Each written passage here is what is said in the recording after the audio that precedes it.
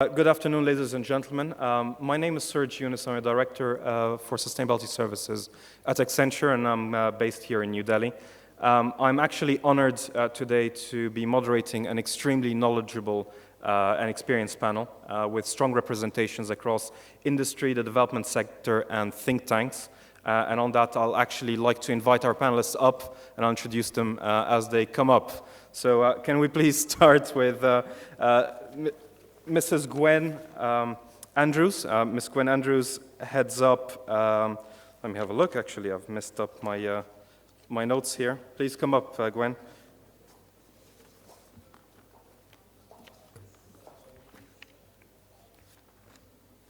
There we are. So Ms. Gwen Andrews is Vice President for Power and Environmental Policies for the Asia-Pacific region. At Alstom, she was the first Chief Executive for the Australian Greenhouse Office, which is now part of the Department of Climate Change, and that was from 1998 to 2002. I'd like to secondly invite Mr. Sujoy Ghosh. Please head up. Mr. Sujoy Ghosh is the India country head for solar. Mr. Ghosh has over 20 years experience in automation, power generation, and renewable energy in India. May I thirdly invite Mr. Yoshiro Owadano. Mr. Yoshiro is Vice Representative of the Japanese Council for Renewable Energy. He's currently directing establishment of a new renewable energy research center in Fukushima. Our fourth speaker is Mr. Shrashtant Patara. Please join us, Mr. Patara. Mr. Patara is Senior Vice President for Development Alternative Group. He's been working in sustainable building materials and technology development, as well as micro-enterprise development for the last number of years. Our fifth speaker is Mr. Damandeep Singh. Daman, please join us. Mr. Singh is a director for CDP India. He's worked over the last 2 decades writing and researching on environment and development issues here in India. And our final speaker this afternoon is Mr. Srinivasan, who's the global head of eco-sustainability services at TCS. He works as part of the strategic business unit at TCS, which works to integrate sustainability within business strategy. So on that, we're going to go through a long agenda this afternoon. So the first session is going to be a 10-minute presentation from Daman from CDP on his perspective for carbon and energy in cities. Hold on, Daman, 1 second. Secondly, we're going to be followed by a panel discussion. So we've got a good Q&A that we're going to be running with all the panelists this afternoon, and then we'll open to the floor for Q&A, and would be seeking your active participation on that. Then we're going to be looking at a round table conversation. So we'll invite you to stay at your tables, and the panelists will join you. We're going to try to split the groups into 2 or 3 topics that we're going to be active on.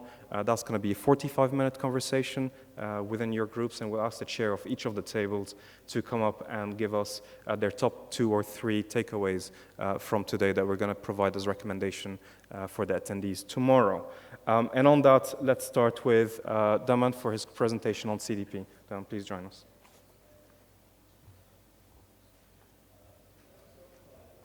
Thank you, Serge. Good afternoon. My name is Damandeep Singh. I work with the Carbon Disclosure, formerly known as the Carbon Disclosure Project. We've just been rebranded as CDP. And we ourselves have taken on a fairly large mission, which you can see right here. It says, driving sustainable economies. How we do that is essentially we work with largest corporations in 60 different territories in the world, stock exchanges, and we send them a questionnaire that's based on the Greenhouse Gas Protocol. And why should these big corporations respond to an NGO or a small NGO like CDP? Is because before we send out the questionnaire, it's actually authorized by what we call as signatory investors, and about 60 of the world's largest corporations who are also our supply chain members. So these are the biggest banks in the world, including Goldman Sachs, JP Morgan, the Norwegian Pension Fund, largest insurers. So they are signing off on the questionnaire, which is sent to companies. So when we send the questionnaire to the companies, we tell them that you're not responding to us, you're actually answering questions that these largest investors want to know and use this as a basis on which they will invest in your company or not. This is a quick snapshot on how we work and how these investors have grown into CDP's various programs.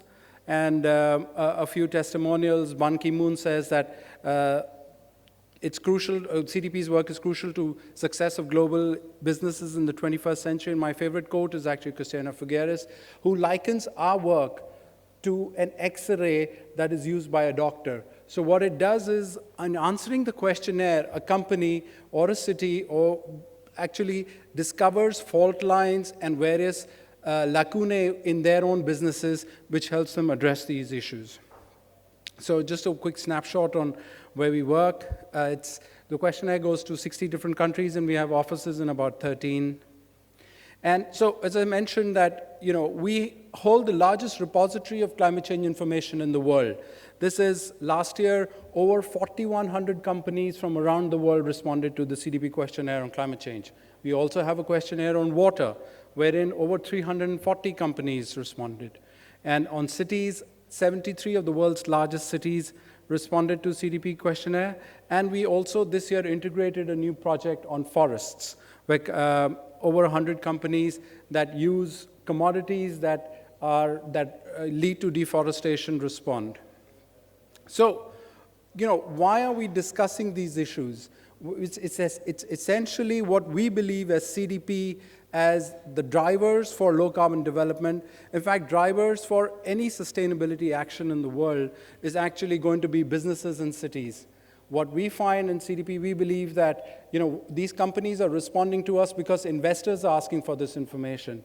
Political action is too slow, and we've heard earlier on or in the day that India needs to build 4 times the amount of infrastructure that exists in India today by 2030. Now, if you go by global environmental negotiations, the ministers agreed in Durban, and before that in Doha and Durban, and that they will continue talking till 2015 to decide on what parameters that they want to put in emission reduction activities for various countries by 2020.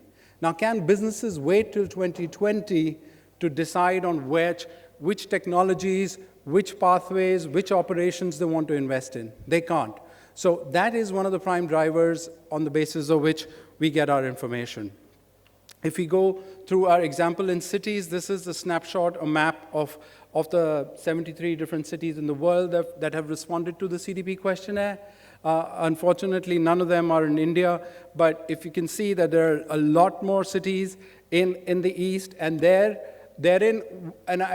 a slight bit of difference from some of the panelists in the previous session, in the sense that what CDP brings to the table in terms of cities as well as in companies is that everybody's responding on the same parameters. So there are experiences to be shared and learned from.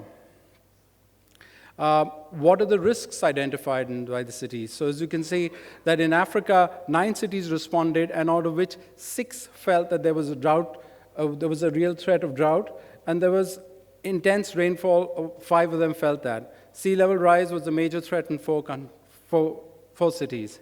In Asia, Oceania, we have 12 cities responding, and here the biggest threat is actually frequent and intense rainfall. We had a taste of that last year with huge flooding in Thailand, and that disrupted supply chains across the world. If you had booked a Honda car in India, your wait lists went up from 1 month to 6 months. If you were buying a hard disk in Nehru Place, you found that the price of hard disk actually tripled within a span of 2 months because the supply was disrupted. So this is different risks identified by cities across the world. Now, how are cities adapting to these? So, 30 cities have initiated tree planting or creating green spaces within those. And there is 15 of them have green roof program, and another 15 are engaging with community and education programs. Why is an inventory important? If we look at for instance, an emission profile of Copenhagen, you can see that what it needs to address and work with is the 3 largest emission points, which is heat consumption, power consumption, and road traffic. So if it manages those, it can actually address a large portion of its climate change problems. Energy efficiency in buildings. Now, this is, again, speaks to a lot of action on climate change. We find this is from the cities program, but we also find a lot of parallels with this with businesses and with companies, and this is where the intersect comes actually with the urban and energy use, most cities respond a way of addressing climate change issues is through addressing energy efficiency, specifically in cities and in buildings, in retrofit. If you see, the largest action on energy efficiency buildings is reported in 133 instances. And then there's, if you go to transport, is the other major sector that cities need to concentrate on. This is again from the data that we gather, about 129 actions are reported on transportation. So those are the ways to address that. And there are several opportunities that these cities have. There's additional funding opportunities cities are reporting.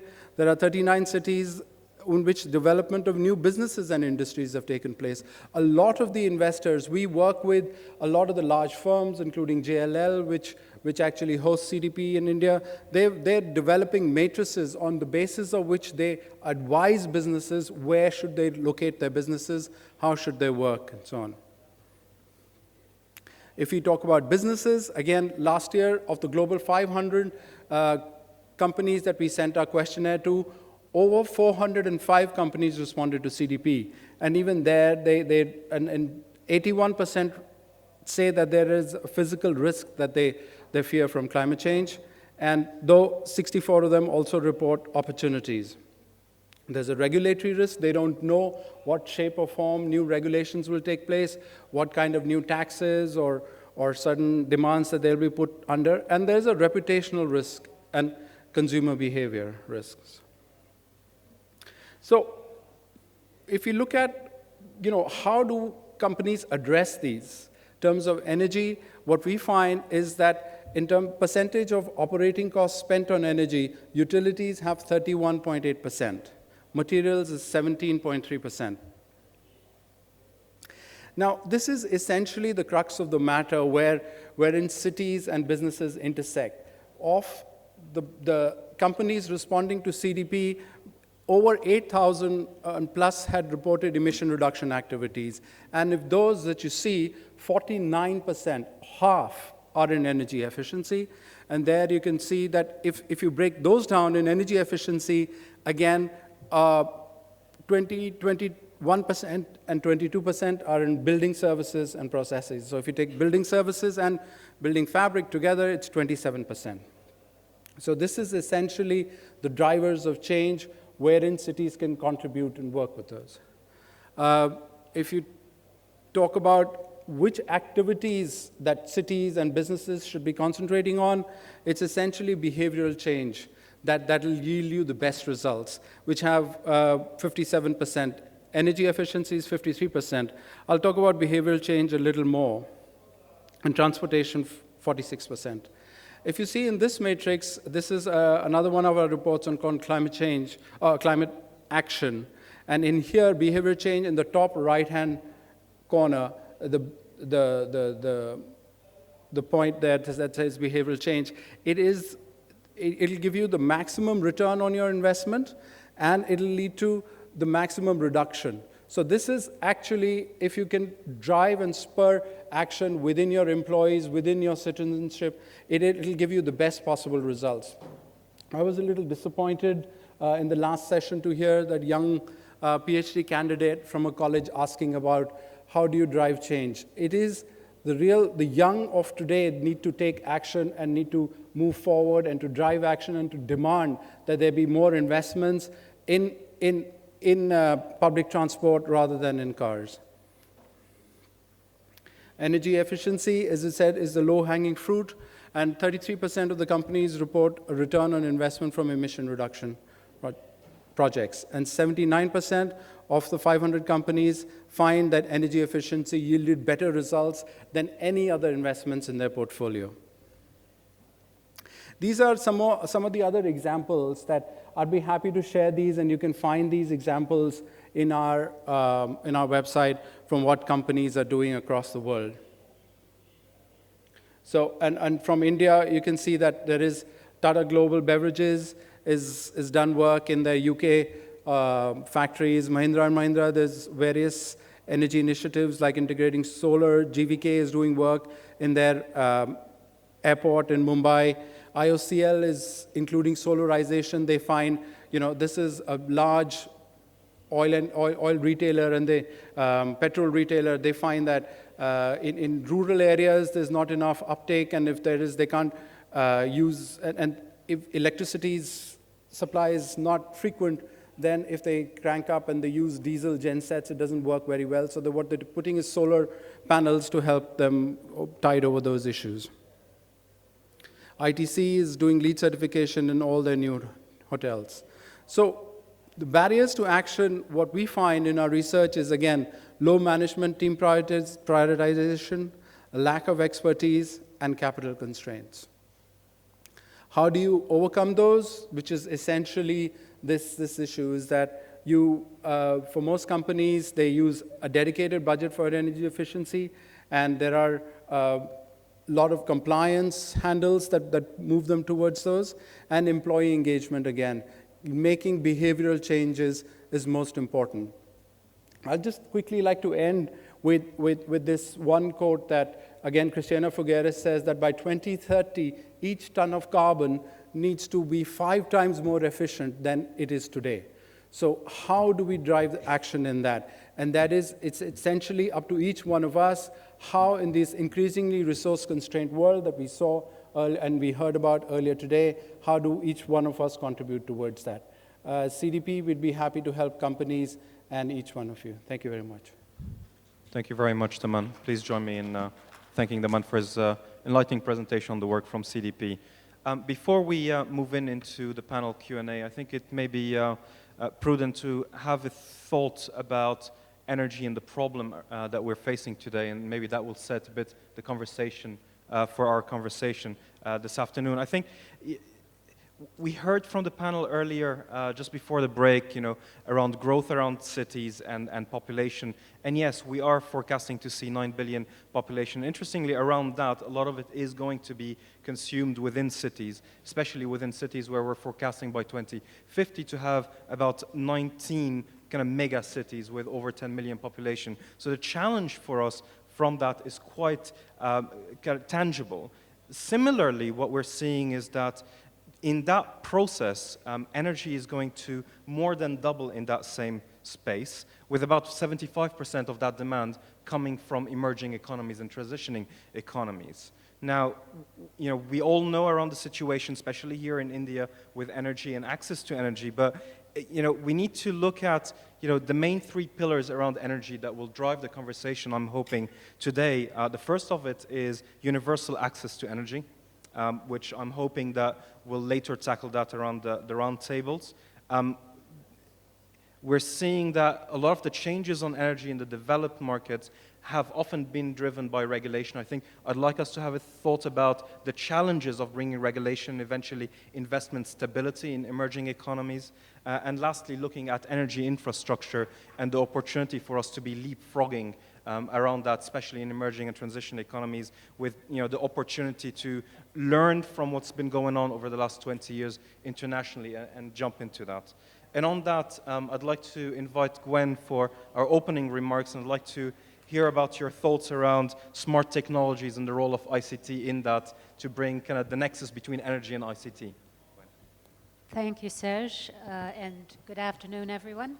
I'd like to first thank the organizers for inviting me this afternoon. It's always a pleasure to come to India.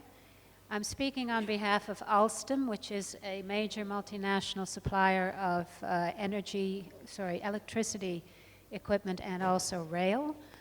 We have a long history and a large operation in India, but my remarks will be global as well. Alstom has basically three businesses, energy generation, and in energy generation we provide all forms of generation from renewable through fossil fuel. We also provide transmission expertise by Alstom Grid, and our third business is Alstom Rail. But because we're talking about cities today, I want to focus my remarks on smart grid concepts. And I think most of us in the room probably have some idea of what smart grids are, although I don't think there's even a recognized international definition yet. But it is the concept of adding information and communication technology, ICT, adding those capabilities to electricity distribution and supply systems. It sounds fairly simple, and I think many of us would know about smart meters, the idea of putting meters in the home so that consumers, or in the office so that industrial consumers can manage and better understand their own energy usage. That's part of it. We would also be aware of the idea that energy generation is going to become far more distributed, and in order for that to happen, we need the grids to be smarter, and that's part of the smart grid concept as well. But distribution systems, electricity distribution systems, will continue to be dependent to some extent, and often a great extent, on transmission of electricity from centralized sources as well. So in effect, the smart capacities need to be implemented all along the electricity chain. Smart grids are not just about meters. They require investment in ICT-based technologies in generation, transmission, and distribution. But huge benefits can flow from getting those investments right. The benefits include increasing the efficiency of generation and increasing the efficiency of transmission, minimizing transmission losses. Both of those steps will enhance affordability of electricity. In addition, you can increase the penetration of renewable energy, you can improve the flexibility and reliability of the grid, and you can thereby decrease greenhouse gas emissions. So we're talking about more electricity, cheaper, and fewer emissions. And smart grid technologies can also deliver a radical evolution in power markets. So for those countries that are beginning to introduce, or like India have introduced a good deal of contestability into power markets, smart grid technologies can help to kick that along and provide more contestability and more benefits for the consumer. Within cities, smart grids can affect or can offer integration of distributed renewable energy.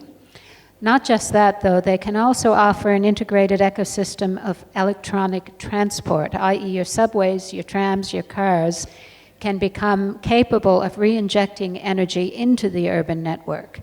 And that would be a major step forward as well. And distribution management through the system will become through the city will become a lot easier with smart grids.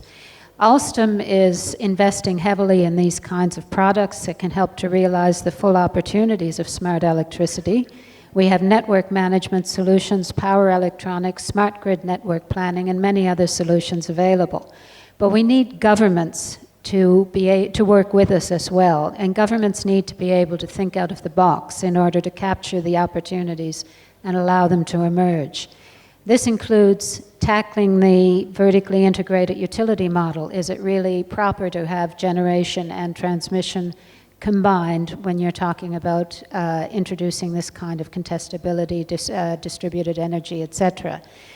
It includes enhancing information sharing among various users of the transmission system, planning for the complex interaction of transmission and market operators and participants, and it includes incentivizing investment now and planning ahead for efficient upgrades.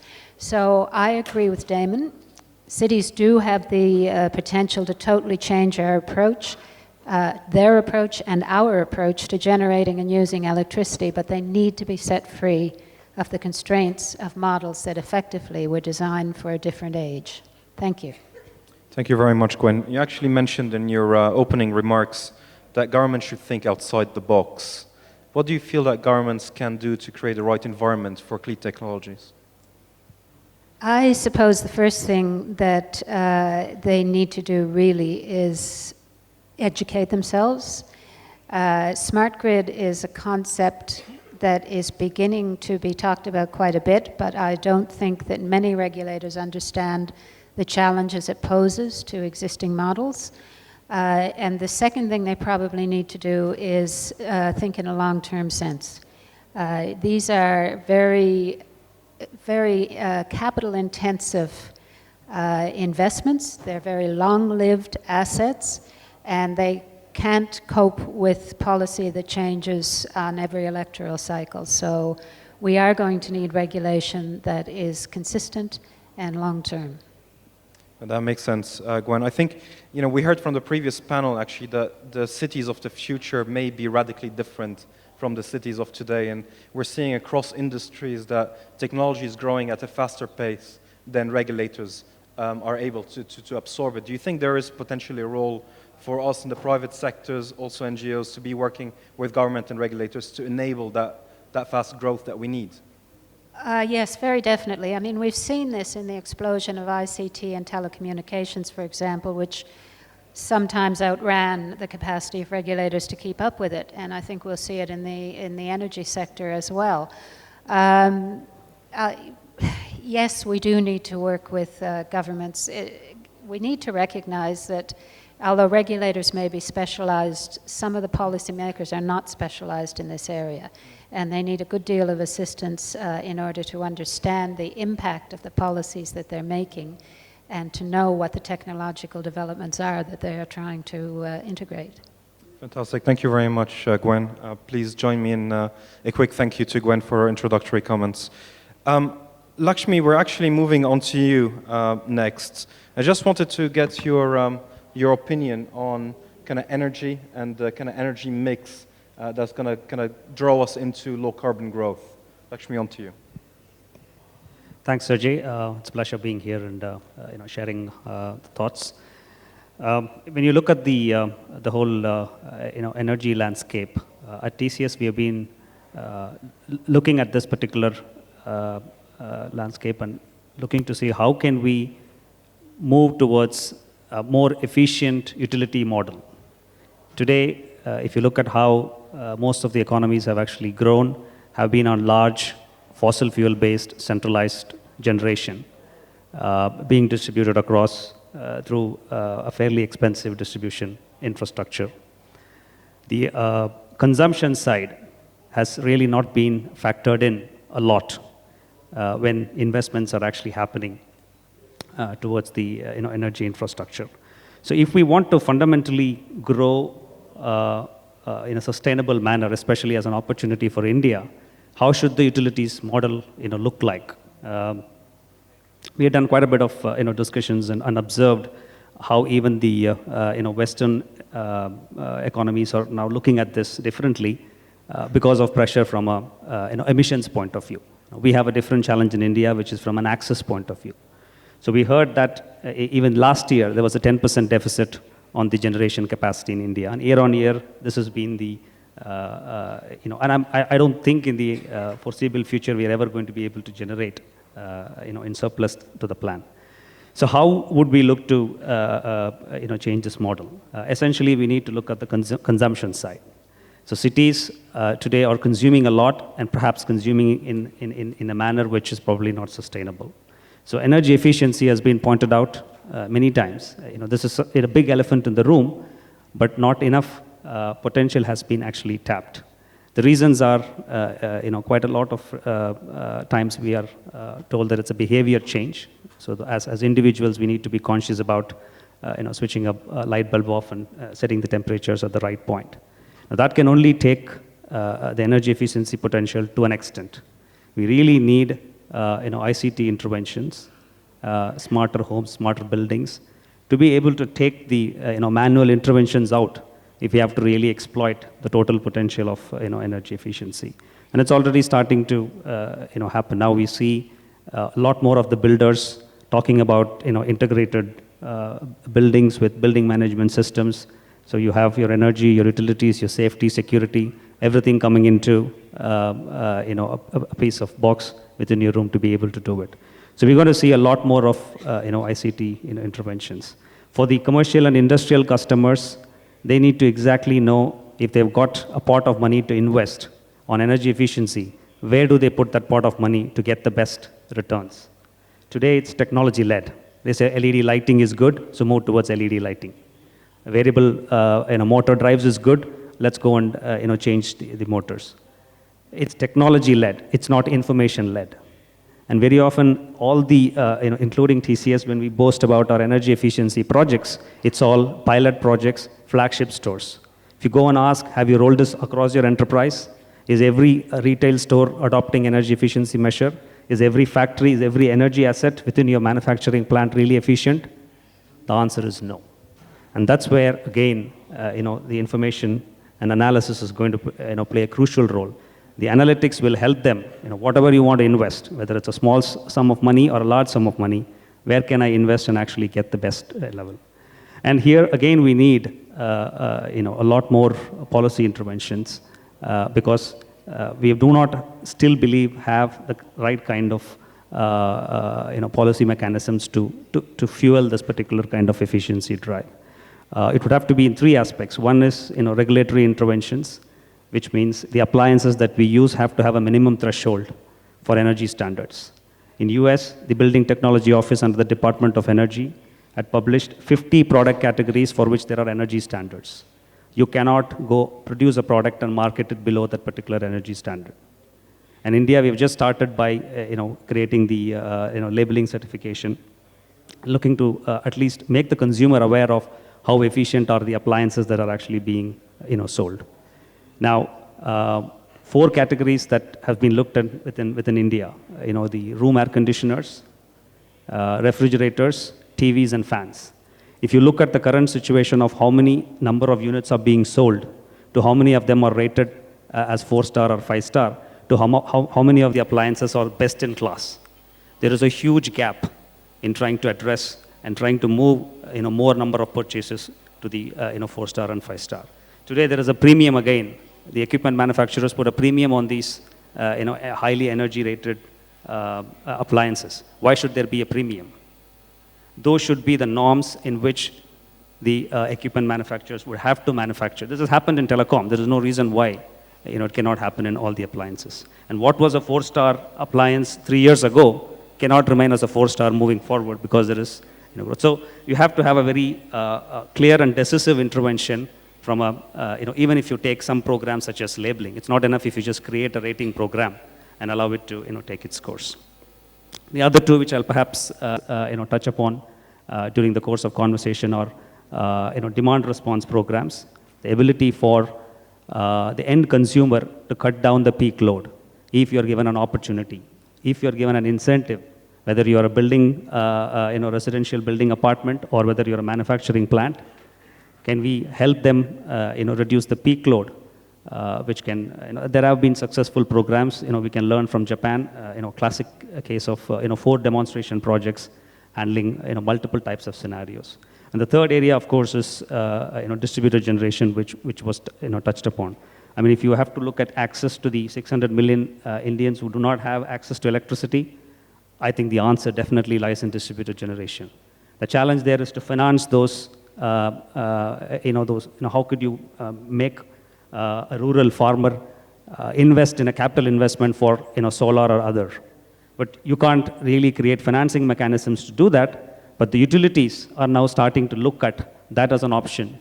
Rather than investing in big fossil fuel-based energy plants, they're looking to see, can we move towards and invest in distributed assets? And interestingly, this is happening in Europe. Two utilities have realized this from the market. Germany is a classic example for solar rooftops. 24,000 megawatts of energy was produced by the German consumers, which forced RWE, which was the second largest utility now, to put a plan to say, we will start generating 1,000 megawatts every year by selling rooftop solutions. And this was, again, the confidence for them to move away from nuclear base load. So the utilities didn't start this by knowing that we have to push these solutions. They realized that, the markets, the consumer is anyway going to actually move. Similarly, in Sweden, Vattenfall, another, leading energy utility, is looking to push 100,000 micro turbines in households. And they want to control those 100,000 micro turbines within residential home, much similar to a virtual power plant. So they are actually now starting to invest. Rather than looking at large-scale centralized generation, let's move towards distribution assets. So it is certainly possible. In India, it's, again, definitely possible. Tata Power, our own group company, they said once we have the ability to actually sell this, once we are licensed to sell these as solutions to the end customer, which is because it's highly regulated in India, you will see an explosion in terms of distributed generation actually taking place, both off-grid as well as on-grid. So those would be the three areas which I believe where India has huge potential. So rather than getting fixated on huge generation, let's start looking at the demand side and then see if we can give the power really back to the consumer. Lakshmi, thank you very much. Just have a few questions for you. I'd like to have your thoughts on what should we be doing to try to avoid the green premium, at least in white goods, and get them more accessible in India. I think I was reading some statistics that there's a tremendous amount of air conditioning here in India when used actually 1980s and early 90s technologies that are providing huge inefficiencies onto the overall system. So your thoughts on how can we jump on that and bring kind of modern systems across the board? Absolutely. I would start with actually fans. 2% of the fans in India are what even can be deemed as having basic energy efficiency, the motors which are out there. So which is why it was heartening to see Tata Power actually putting out a program to say, we will replace the fans in your house for no cost, and we'll recover the cost of that fans from your energy bills because you'll end up actually saving. So there's a huge potential again. If you look at the bottom of the pyramid, that's where it actually starts. Then you move towards better equipment standards. So one way is to look at by forcing the utilities to start looking at such financing models so you don't burden the end customer. The second option could potentially be like what UK did with a Green Deal, they call it. Basically providing a level of capital to start funding these initiatives, particularly for those households who cannot afford to make investments. So 205 billion pounds have been set aside by the UK government with up to £1,000 cash back for every consumer who wants to look at insulation, who wants to look at boiler replacements. So those could be the ways this is started within the consumption. But then there also has to be a lot more enforcement through the regulation coming into the OEMs. Today in India, until the market has more than 50% of the volume which are sold as labels, the labeling is not mandatory. So it's a chicken and egg case. How do you get to 50% when there is no real inclination from the OEMs to label all the products? So we got to see if we can lower down the threshold and then say every year progressively you will start phasing out some level of your what you actually sell today as new equipments. And there are very conscious organizations. I say this as an example. IKEA about 6 years ago chose not to put incandescent bulbs on their shelf. Very small step, but it was a big step for them because at that time we didn't have the kind of popularity for CFL. So business can also choose. Responsible businesses would have to choose and then say, any product that I'm putting out on the shelf, I would have to be responsible and not provide a 0-star to 5-star. Let's make sure at least what you're having on an average scale is 2 stars. So those could be my quick views. You could look at utilities helping to retrofit the equipments. You could look at government trying to provide a financing mechanism so we can start to do it. Third, either forced or as responsible businesses, the white goods manufacturers themselves can actually start to do it. Lakshmi, thank you very much. I'm actually going to pick on Daman and follow up from his presentation for a little bit. I think Daman, it was good to see how transparency in providing data is actually coming across, especially with investor community. I want to take you around a slightly separate conversation here is with India developing rapidly and incomes rising, what should, in your opinion, be the priorities around low carbon growth? Thanks, Serge. Yeah, it's, unfortunately we don't have examples from Indian cities' responses, but, picking on from what Gwen and what Lakshmi said, it's essentially what we need to do is first analyze our energy data. Last year, and this is something that the regulators know. So from them to switch to smart grids would perhaps require a push that, that we as civil society and businesses can do. So it's essentially in peak summer, now we're getting into summer where temperatures in Delhi and Bombay hit 45 degrees. In Delhi, peak summer load, 30% of it is from air conditioning. In Bombay, it's even more, it's 40%. Okay? So this is where smart metering can come in. So you can have, day of time metering, and this can only be done through smart grids and smart meters and so on. So if you increase the pricing of that particular time, then there would be incentives to install efficient equipment. One, drivers to, better technologies in air conditioning. And actually, I was told that now one of the most, the world's sort of best air-conditioned factories, actually, if I'm not mistaken, is the LG factory that's just been built in Noida, that's used sort of the latest air-conditioning technology. Now, this is something that I've read in the media, so it's not from, first-hand research, but secondary sources. But so we have, the problem of India is the spectrum of technology that exists. So we, from the worst to the best.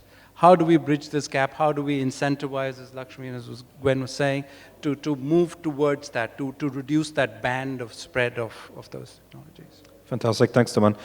We're seeing that a lot of cities around the world are actually pushing for intelligent cities or smart cities program. We're seeing some fantastic pilots, especially in Japan, on large scale.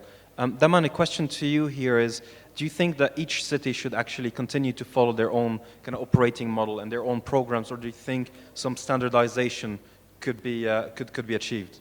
Well, this is actually the debate that was happening in the last session as well. And, we firmly believe that there are important lessons that can be learned from sharing. And as I was encouraged to hear what Mr. Amod Kant, who's in charge of the Delhi-Mumbai corridor, was saying, that you can learn from East or wherever. And I mean, for India and the traffic chaos, I think there are fantastic lessons to be learned from Bangkok, as the other gentleman there was saying.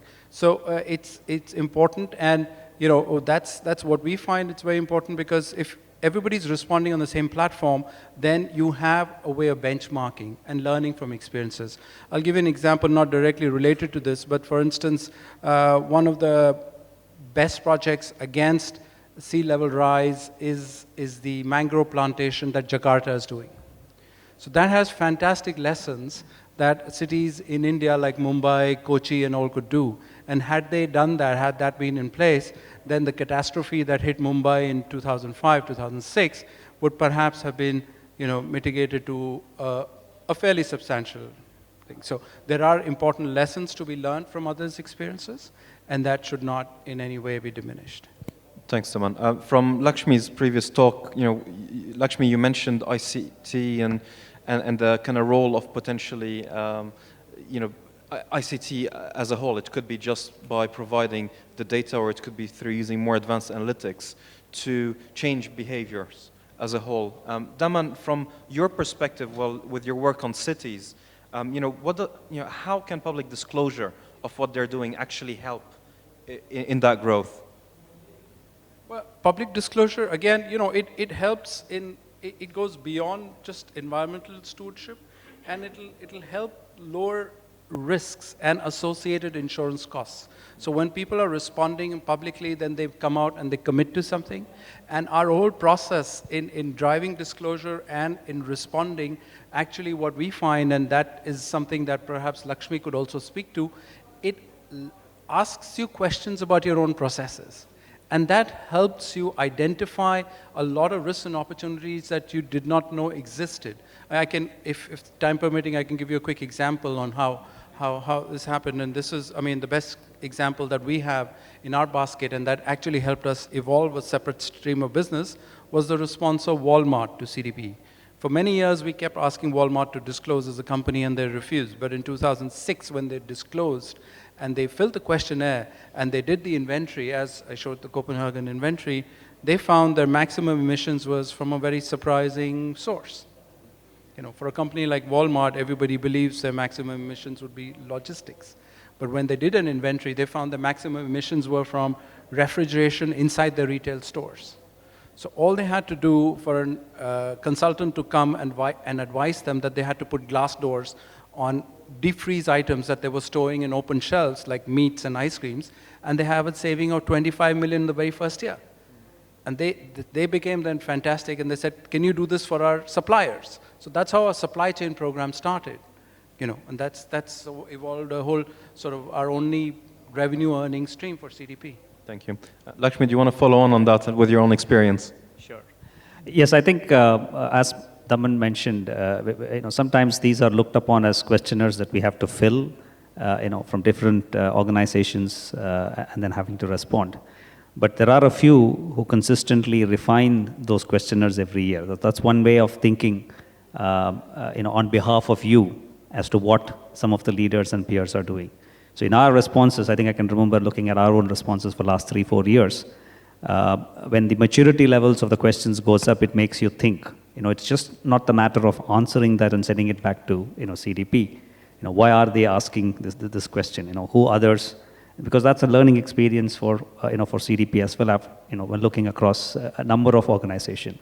And the other interesting point is, they are not looking at by sector. Though yes, you could look to learn from your sector. There's also things that you could start to see and relate to from across sectors. So for us, it has always been a learning experience to make you think, as long as we seek value in responding to that, and that's the only hope. I keep telling whether it's CDP or GRI, that more and more organizations join and do this. One, it will get to a standard, and two, you will make companies think about in their responses.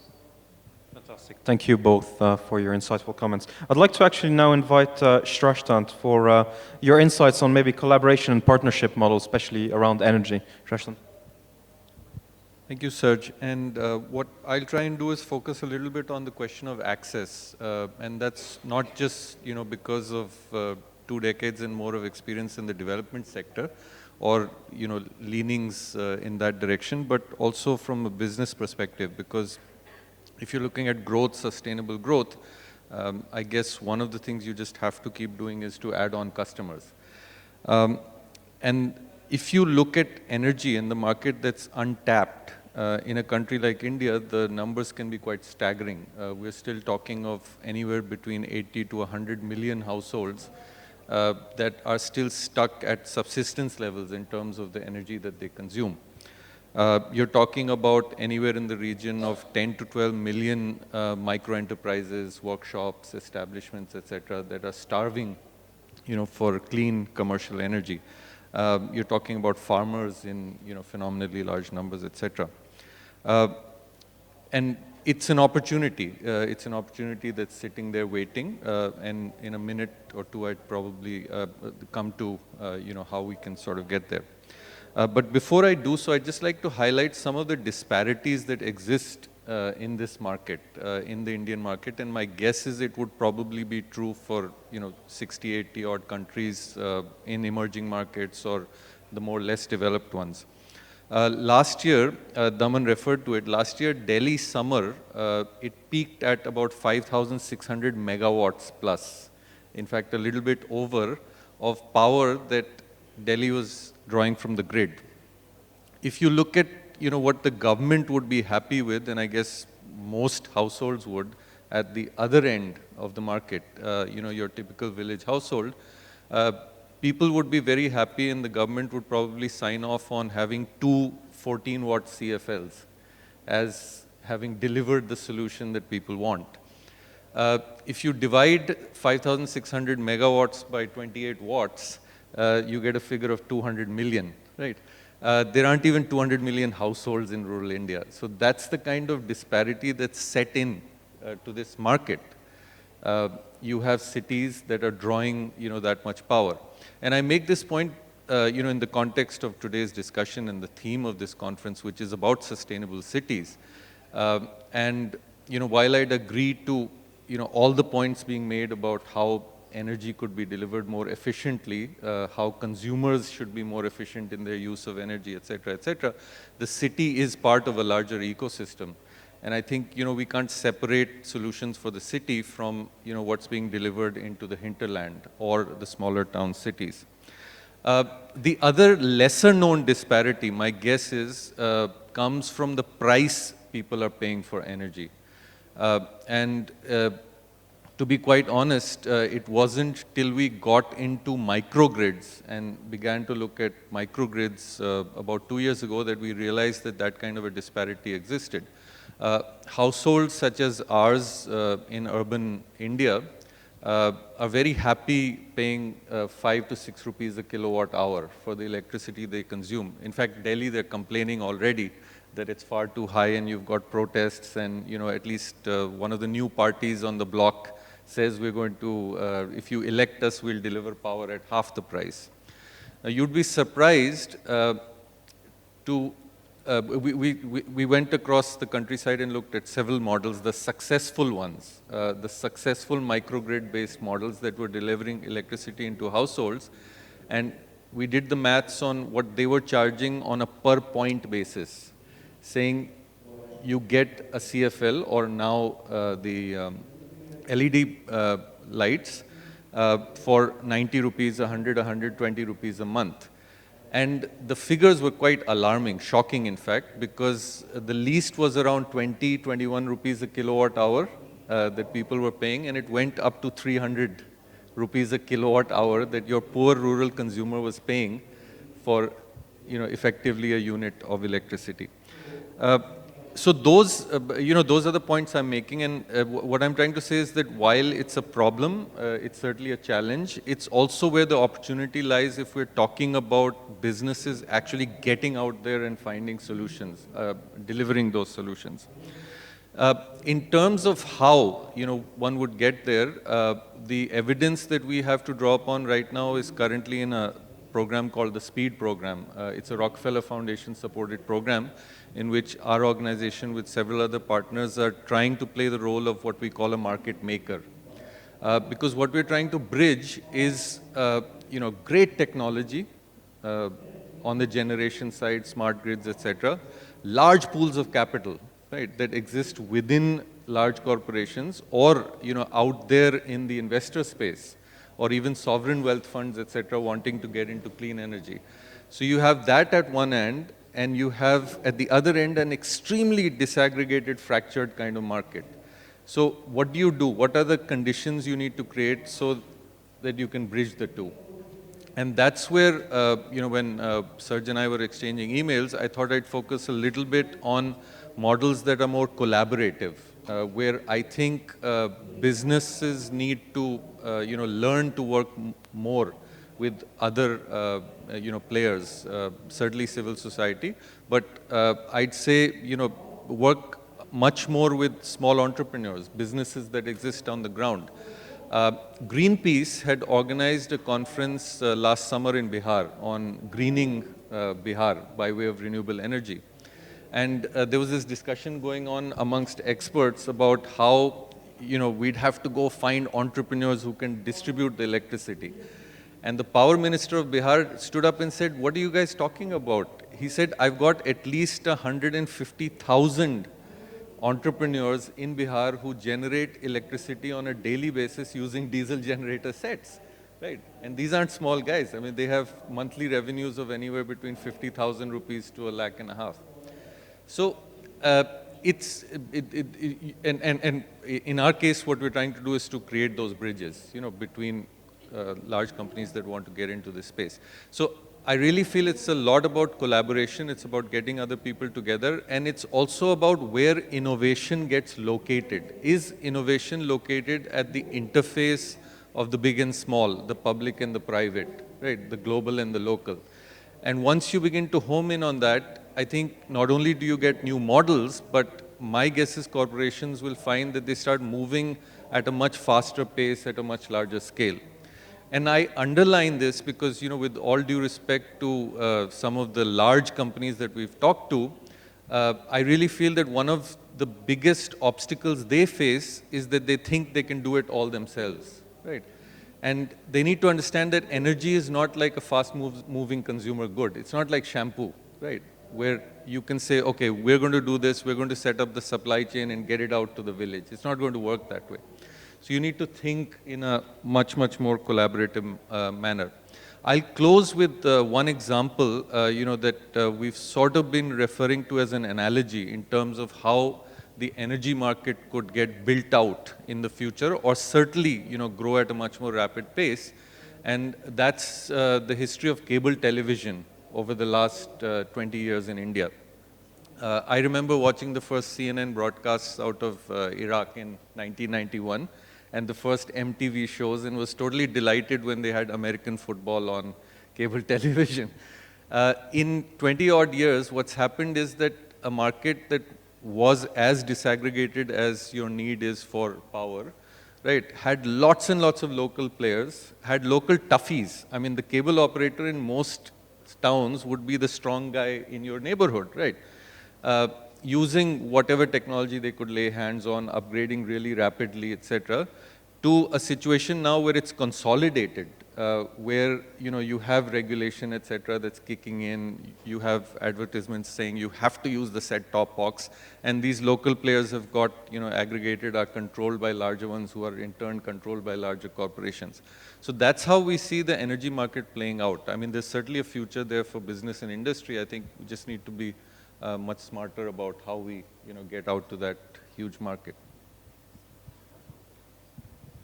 Thank you, Shrashtant. I think you started your conversation around the innovation that is required in creating kind of collaboration or partnership models.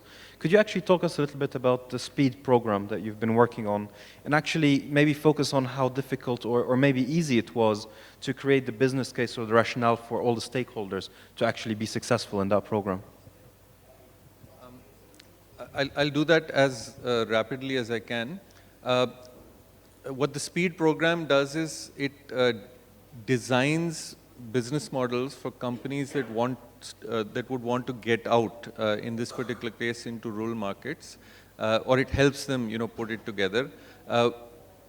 Although it's a grant-funded program, we don't put a single rupee or a dollar by way of assistance into the business itself. But we do a lot of the work around the business, or what we call the ESCO construct, the Energy Service Company construct, to make sure that the project development costs come down and many of the risks that they would otherwise face or uncertainties in playing in that market are also mitigated. The biggest, I think, value add has been on the load development side. The village is a black box for people who haven't been there and want to get out, start selling energy. Not the least because of the general understanding amongst even consumers that electricity is something you don't pay for.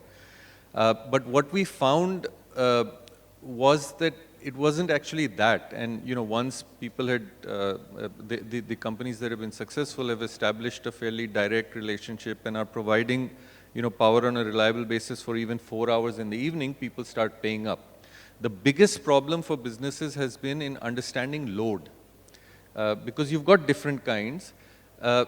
We found that many of the, some of even the best companies would go and just sort of add it all up, and if you're talking about a decentralized plant, say, oh, it adds up to 80 kilowatts or 100 kilowatts of load, want to make that scale of a capital investment and then find that the returns weren't just coming.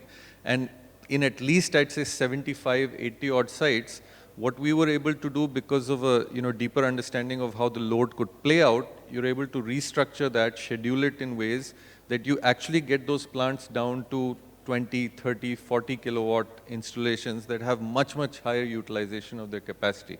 And you find that sites which had negative returns get to, at the minimum, 3-4% up to 25-30% IRRs. What we've also done is, based on the nature of the company, where they are, what kind of context, we've shaped different financing models.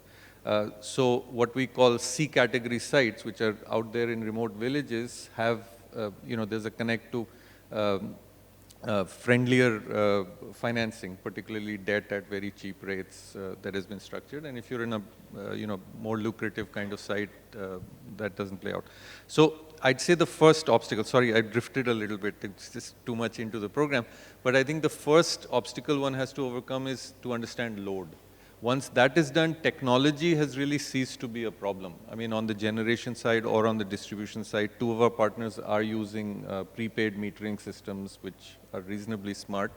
But then, of course, the next obstacle is how do you finance these? We're trying to do some stuff.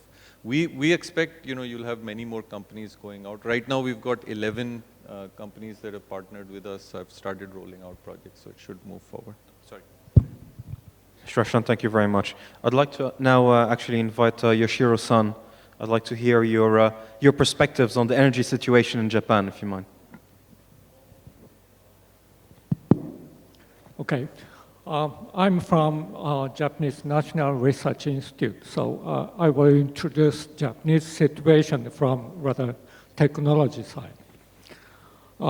Because Japan has no natural resources, we are importing 95% of primary energy from outside of Japan.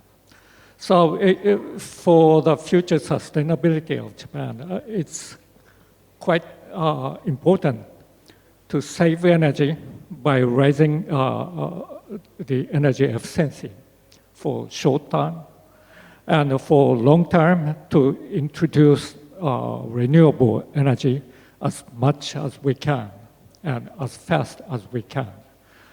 Japanese government showed a plan to increase photovoltaic and wind power generation by the factor of more than 10 in 20 years. Government has been promoting green innovation policy that started some years before the big earthquake to promote growth of the new industry and accelerate a new technology development. To raise the energy efficiency and to save energy, Japan is doing rather well. Now, heat pump hot water system, fuel cell-based combined heat and power systems are in the market. Actually, I'm using at my home, using a heat pump hot water system that decreased the expense for energy quite a lot. And also, we are now looking at lots of hybrid cars, and now there are many electric vehicles in Japan. And these days, Japanese housing makers, housing builders have started to sell smart houses. That has functioned to show the people how much energy they are using and how much energy you used yesterday or last week. That information helps people to behave energy efficiently. And also the smart house has solar panels, a little bit of battery, to ensure some functions to survive the large-scale failure. And also for the bigger scale, many construction companies are selling smart building. Big builders are building their own company's main building with smarter structures. And they are competing to show how smart their buildings are. So, so far, energy saving part is doing rather well, I think. But for the introduction of renewable energy, there are lots of issues to be solved. Of course, first we have to need to decrease further the cost of renewable energy technologies. And also, we are facing more and more the difficulty to integrate those solar power generation or wind power generation to the existing electric grid or other energy systems. And we have to solve this to achieve the higher penetration level that is more important for Japan.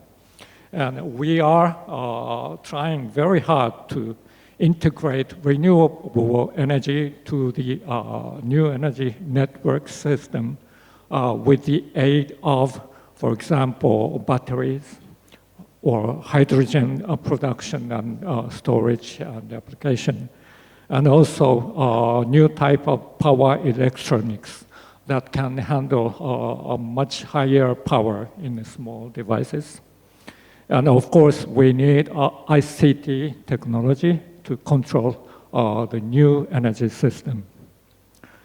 There are many smart community projects in Japan supported by a government that is trying to combine energy efficient system infrastructure and renewable energy control.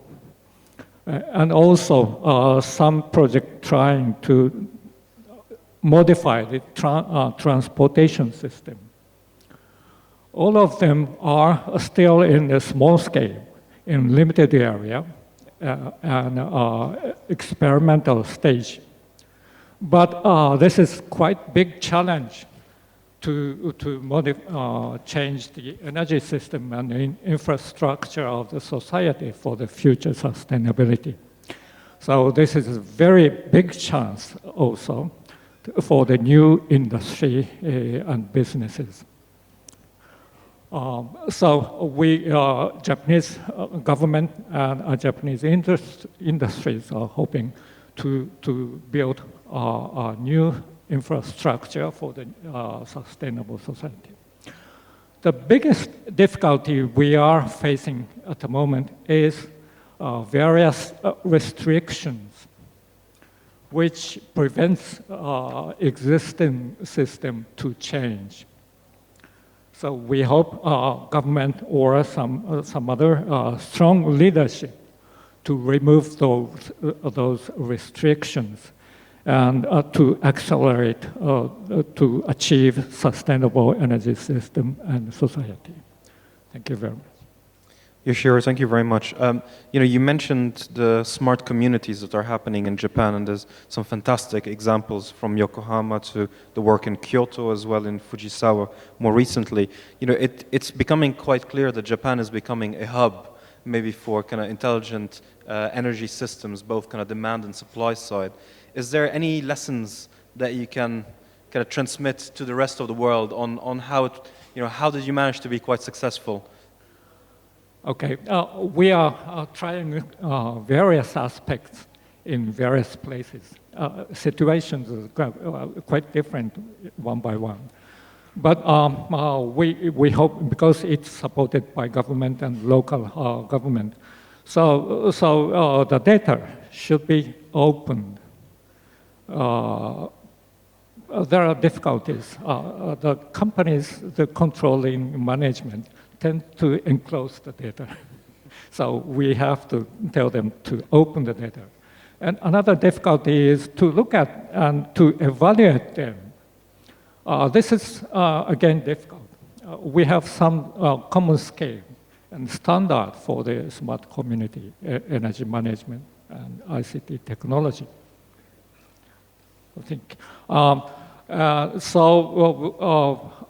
Because the various projects are not completely open to the public, our new research center in Fukushima, which will be operating next year, will try to be completely open, data open, and everybody can participate to demonstrate new technology there. Fantastic. Thank you very much, Yoshiro-san. I think we'll move on to our final panelist today. So, Sujoy, I'd like to invite you to give us some perspectives on clean energy here in India and through your work. Okay, thanks, Serge, and good afternoon to everybody. I represent a company called First Solar, which is the second biggest solar photovoltaic company in the world today. And our experience in India for the last 2 years has been excellent. If we look at a country like India, we've got about 10 to 15%, depending on which part of the country you are, deficit of electricity energy on the grid. If you go to southern India, it's more the 15%. If you're in, let's say, western India, it's about 10 to 12% on average. We also have, 100 million households or 300 to 400 million people in the country who have no access to energy. And, we have significant volatility in the pricing of our fossil resources. We have coal reserves, but there are challenges to extract coal. Indian coal has 40 to 45% ash content, which is, a challenge when you design thermal power generation equipment to handle that kind of ash. Natural gas was the flavor of the month when we were talking about 2008, 2009 with the KG-D6 discoveries. Today, these wells are underproducing, and we are, as a country, going to pay about $17 an MMBTU to import liquefied natural gas, simply because countries like Japan, who've shut down nuclear plants, are heavily dependent on LNG imports for their energy needs. So the answer really is to look at our generation mix as we talk about sustainable energy and sustainable cities. Over-dependence on coal has its own challenges, whether it's to do with the way the grid is managed or to just deal with emissions as we set up more coal plants. At the same time, by any stretch of imagination, coal will remain the prime choice for baseload fuel for this country for a long time to come.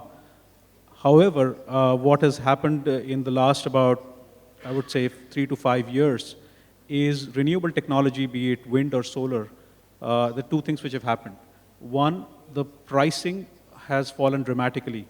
Solar energy prices fell from, in India, from like 15 to 17 rupees a kilowatt hour to today people bidding at about under 7 rupees a kilowatt hour. So that kind of dramatic fall in the energy prices on solar has not been witnessed in any other power generation industry over probably the last 50 years.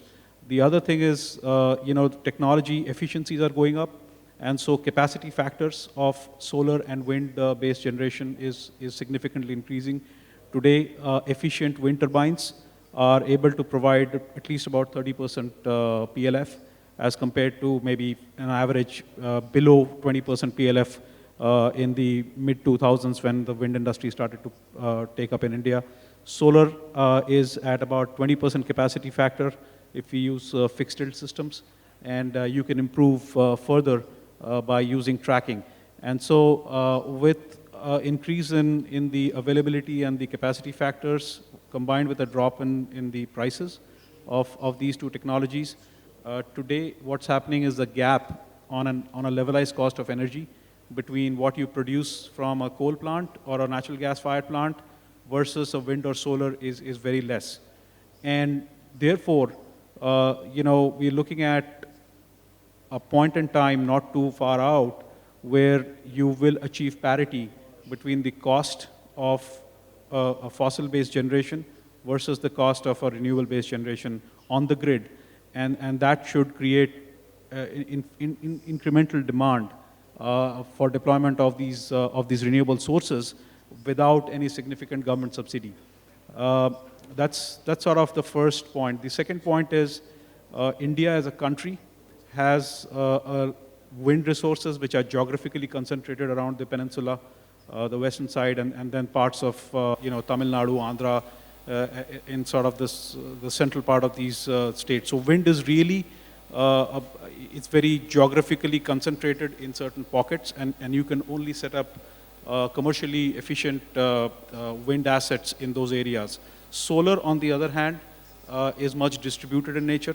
The country has one of the best available solar resources of any world, of the world globally. And solar being scalable and distributed in nature, it really directly impacts the energy access problem which a lot of our panelists have been talking about. And so it fits in very, very easily into the concept of microgrids or remote distributed, decentralized generation assets. as would maybe a natural gas fired plant fit in, but simply there's not enough gas available. So with those two factors playing out, we do believe that as one of the modes of sustainable generation in India, solar energy is probably a good choice and a good bet to make for the country as a whole. However, you cannot look at any form of generation in isolation. I think what needs to happen as we get more distributed in our generating assets is that the grid or the microgrids have to keep pace with this distributed nature of generation. And so clearly, the concept of smart grid, as was talked about by a couple of our panelists, becomes very important. The concept of wheeling solar energy or wind energy from one part of the country where you're like Rajasthan or Gujarat, where you've got good solar resources, to let's say a city like Chennai, which has got a very high penetration of diesel, simply because there's a huge amount of constraint right now in the southern grid. How do you do that? How do you create open access mechanisms on transmission grids which allow you to transfer what's typically quote-unquote infirm power, because you just can't predict wind and solar that accurately as you would predict thermal power. And so how do you do that?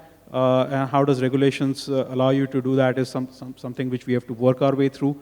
But just given the sheer amount of demand and supply gap, as we have seen in the telecom industry, as we have seen in the cable TV industry, I think what usually happens is people figure a way out, and people work out solutions, and then the regulations follow.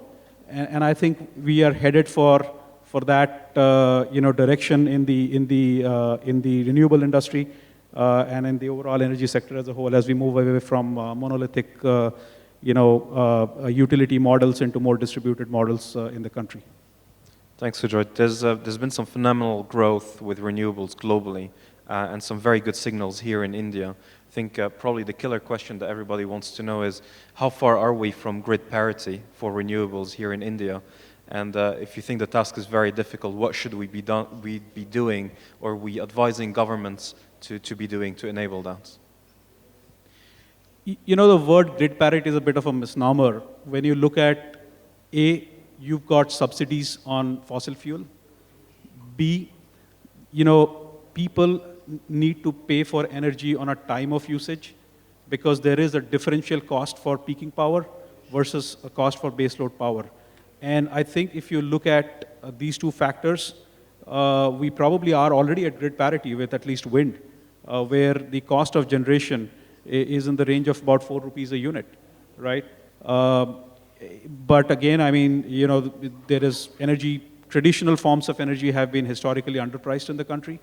And I think as we see early signs of that change happening in that area, I would say that today you should look at the levelized cost of a particular form of energy at a particular given location versus energy B, and then do the math yourselves.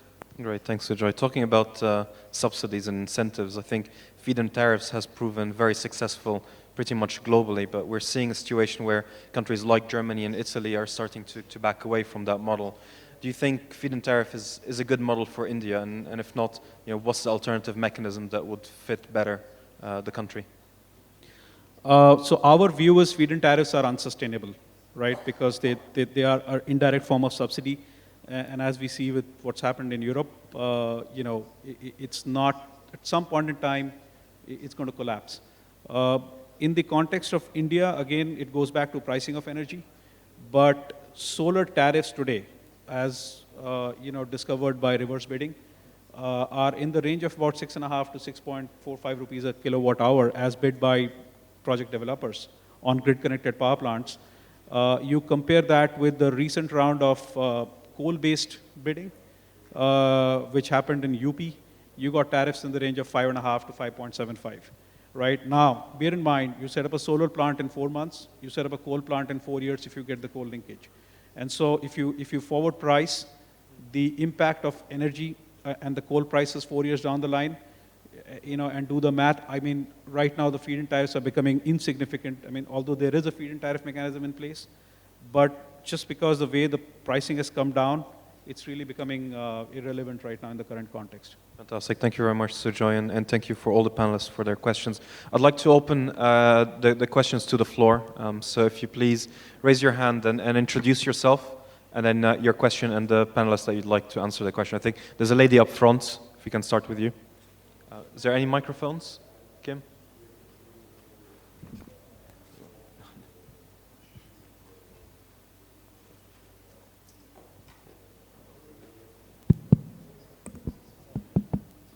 First of all, I would like to thank all the panel members for such enriching presentations. My question is specifically to Mr. Singh. Sir, you talked about carbon disclosure project. Is there any specific reason why India did not participate in this? Because so much of green growth happening in India with green buildings coming up and being Bureau of Energy Efficiency being in place, energy efficient appliances, renewable projects. So what is the reason India did not participate?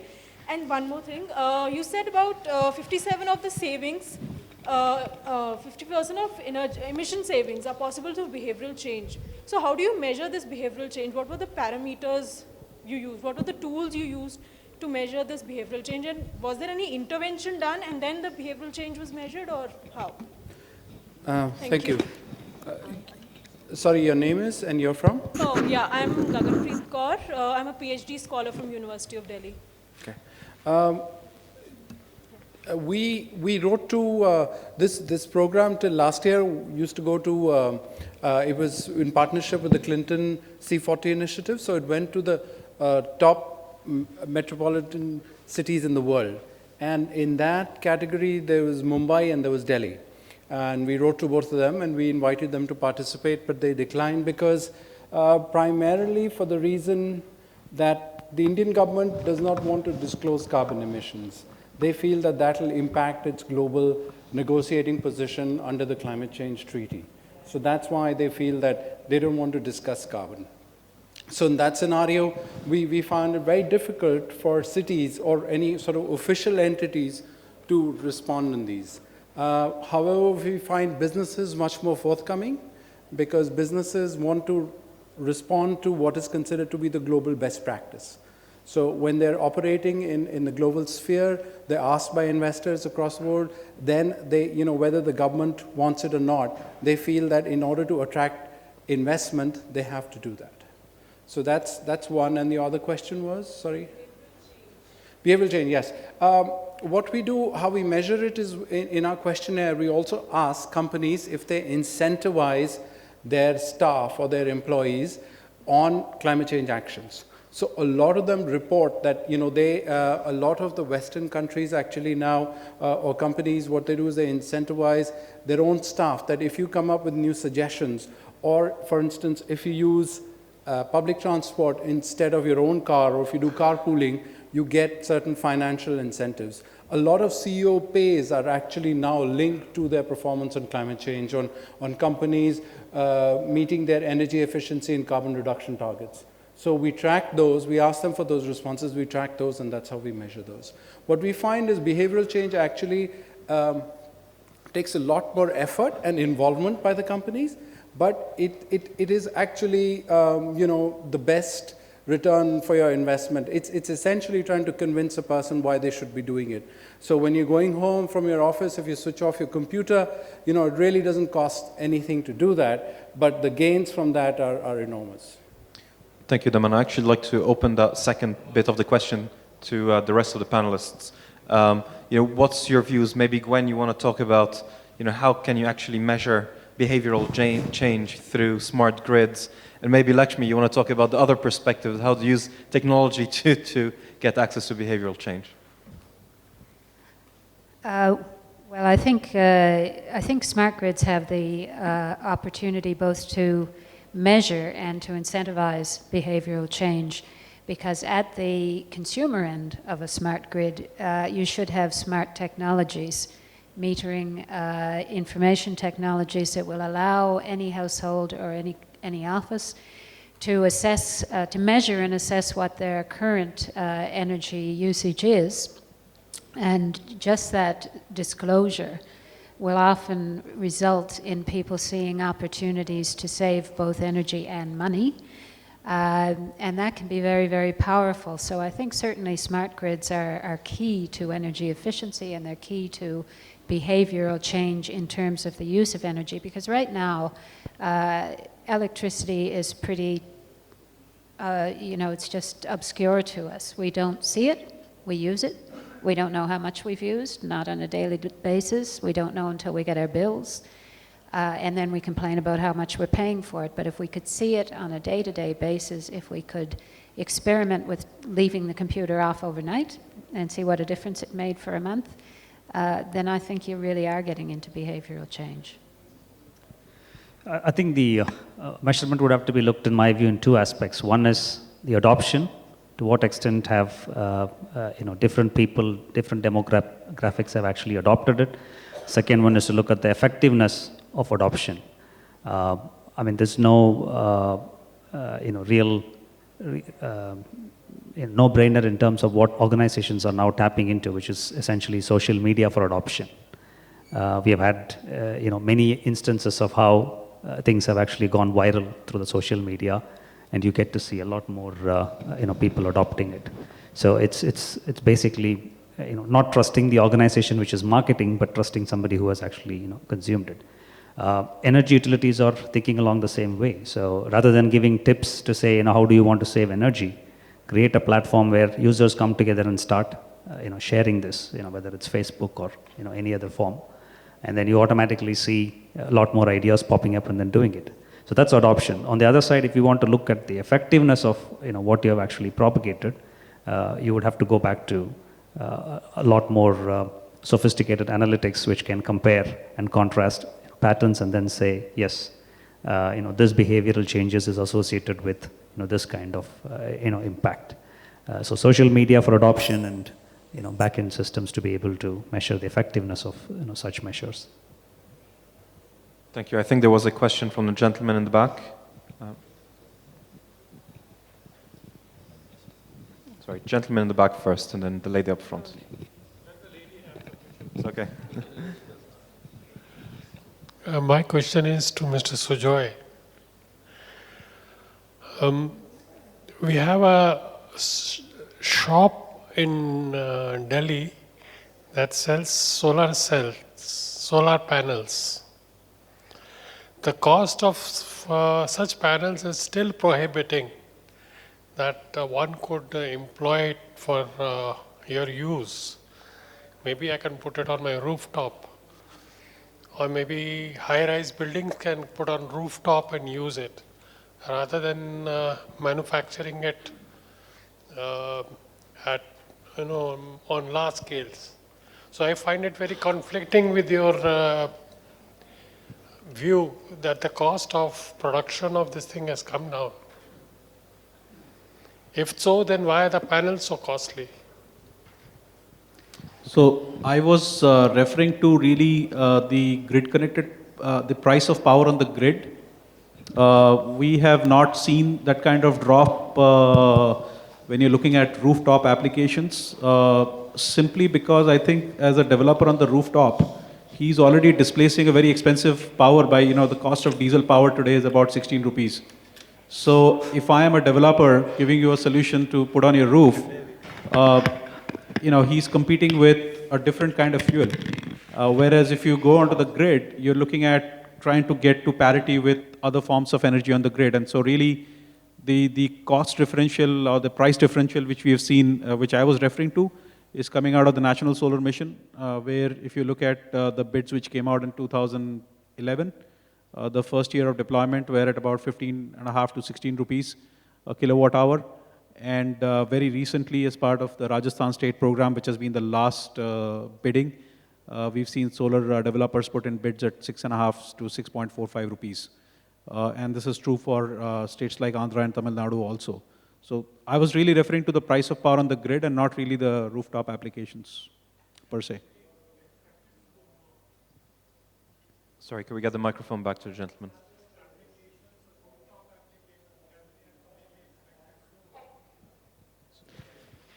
it's really a function of scale, and I don't think there's any logical reason as to why it should not drop, but there is also fairly attractive subsidies which the government is giving for certain rooftop applications.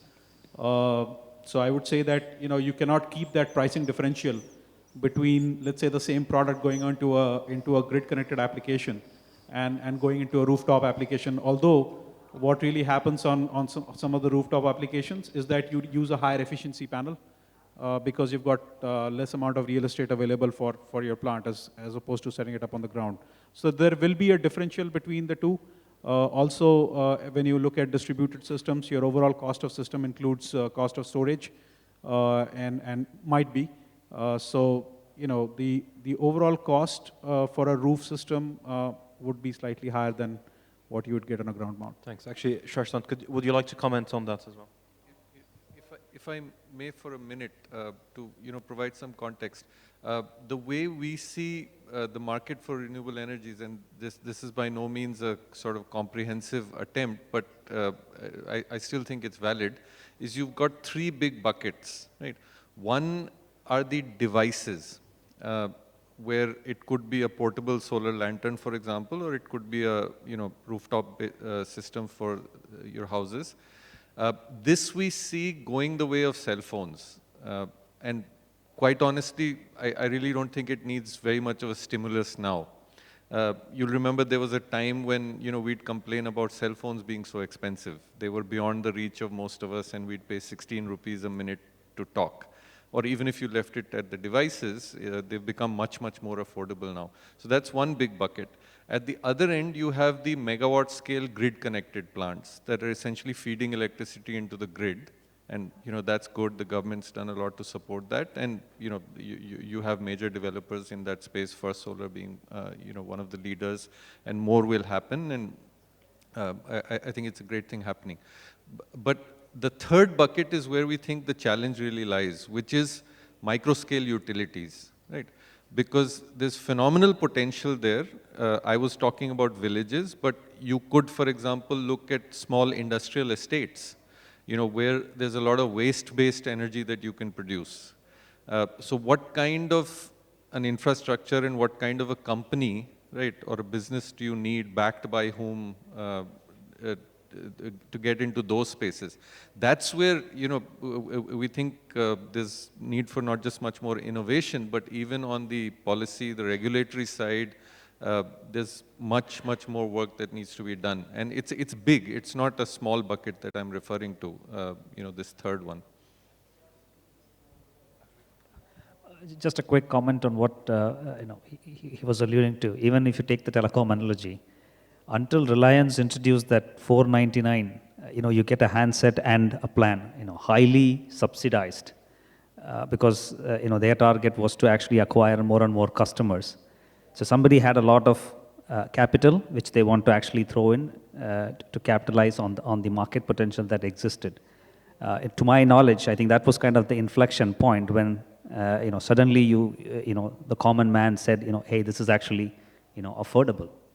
I have a reasonably good amount of telecom background, so to me that started the trigger. So we were expecting something like that similar to actually happen. You can't expect an average person to start looking at financing and getting rooftop application. But if provided big companies, whether it's utilities or anybody else who has got capital, pushes in and makes that bet, you will start to see, again, a huge energy revolution from that addresses the first bucket. The third bucket is, absolutely, we're looking for some real scalable solutions of, microgrids, which can actually, sustain. Whether it would come from entrepreneurial, whether it come from, local businesses which are actually set up, or whether it come from, multinationals looking to invest, something which we need to see. All right, we're actually moved to the last question, so lady up front, please.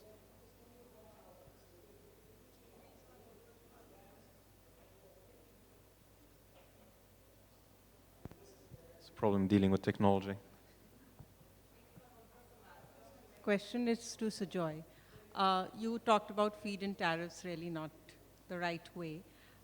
In the draft policy for phase 2 of the National Solar Mission, the Government of India, at least for some bit of the target, which is 3.6 gigawatt, is talking about putting in place this viability gap fund, which developers would bid for at a predetermined load tariff. What are your views on this? Would that really help in? I personally can't figure out what the government wants to achieve out of this, because you have 5.6 gigawatt coming from the states. So I just wanted your comment on this. Well, I think the right people to comment on this would be the people who framed the policy. But from our perspective as solar industry people, if you look at solar and what comprises of the cost of energy, unlike a thermal power plant where there's a fuel cost, there is either the capital cost and the debt service. And so capital is a huge influencer of the cost of power which a renewable asset produces, whether it's wind or solar. And today in India, we've got one of the highest cost of capital in the world today. Our debt rate's at about 13%. And so if you borrow at 13% for creating a solar asset and try to compete with other forms of fossil generation on the grid, which have got other indirect forms of subsidies, you won't get anywhere. So I think the government, what they're trying to do is trying to use the clean coal fund, and then allocate part of that to lower the cost of capital for setting up these renewable projects, so that in the end, even today, though the cost of average cost of power is, let's say, 6.5 rupees, right? It's still higher than what an average consumer would pay. And so instead of passing on the burden of that incremental cost of renewable energy to the consumer, that's where the government steps in and sort of tries to lower the cost of capital. Now, that's the thought process behind it. There are pros and cons to this whole thing. And I think we'll have to wait till the bids are announced and see how the banks actually get this subsidy or this low-cost viability gap financing actually out to the developers. It's still sort of there are gray areas there. So I'd rather wait before we pass any judgment on that. Actually, on that particular question, I'd like to invite Gwen to give us your response from probably an Australian perspective of how your mechanism were successful around renewables, and maybe Yoshiro-san on your perspective from Japan to follow on that question. Well, in Australia at the moment we have two things. We have the carbon pricing mechanism, which is essentially an emissions trading system, and we have a separate market for renewable energy certificates. Both of them are set up as market mechanisms. In effect, they work together because what the carbon pricing mechanism does is it requires liable entities like fossil fuel generators to hold permits for the carbon that they emit, and that raises the cost of fossil fuel energy. What the renewable energy market does is it puts an impost on retailers of energy to ensure that a certain percentage of that energy is renewable energy. And they must do that by purchasing renewable energy certificates in the market. And that finances then the renewable energy installations, which are built by project developers. The two work together because with the carbon price raising the cost of fossil fuel, that means that the cost of the renewable energy certificates falls because they're on a different baseline. So that's essentially the means of supporting renewable energy in Australia at the moment. What has happened is that because it's a market system, it supports the lowest cost renewable energy, which is wind. And most of what's been going in has been wind. And so there are now other more capital subsidy programs for solar pilots and things like that. Thank you very much. Yoshiro-san, your perspective on Japanese? I couldn't get the question quite well because of the echo. I think the question was, what are the successful mechanisms that were applied in Japan for renewable energy and clean technologies? Well, for the price of renewable energy, we and also government, Japanese government, don't think price at the moment is the final price. For the moment, for the fast introduction of for the energy security, we are putting various policies such as feed-in tariff system to accelerate the introduction. But I believe this is not, this shouldn't be a permanent scheme. We have to stop within 10 years or 15 years, stop feed-in tariff system that will block the technology development to reduce the cost further. We believe that we have to achieve the same energy cost, or in the future, the cost of fossil fuel will grow, increase. So the renewable energy cost should go down at least at that cost level. And we have to try hard to reduce the cost in technology side, I think. Thank you very much. We'll give you the opportunity when the panelists come on the round tables to ask them individual questions, or maybe later at the gala reception. I'd like to ask you all to join me in a big thank you and a very warm thank you to the panelists for their work this afternoon. Thank you. Now, for the next 30 minutes, what we're going to do is I propose that we group ourselves into potentially 3 groups. I'll invite our panelists to join you, 2 per group. What I think is we need to identify through that session, I think we'll keep it to half an hour, maybe 3 recommendations from each of the groups that we can take to government tomorrow around energy. I'd like you to focus not just about the Indian market, but think overall about emerging and transitioning economies. Now, I had 3 potential subjects that we could actually tackle. The panelists have spoken a lot about kind of access to energy, and I think that seems to be a recurrent theme that I propose that we pick up. Regulatory stability and financial mechanism is another major one that I'd also invite you to look at. And finally, looking at kind of the opportunities for leapfrogging in technologies to provide energy infrastructure, both a kind of more stable infrastructure at the urban level and potentially overlap slightly in terms of how can we provide distributed infrastructures at the rural level in emerging economies. So on that, I'll ask the panelists to join the tables, if we please. Thank you.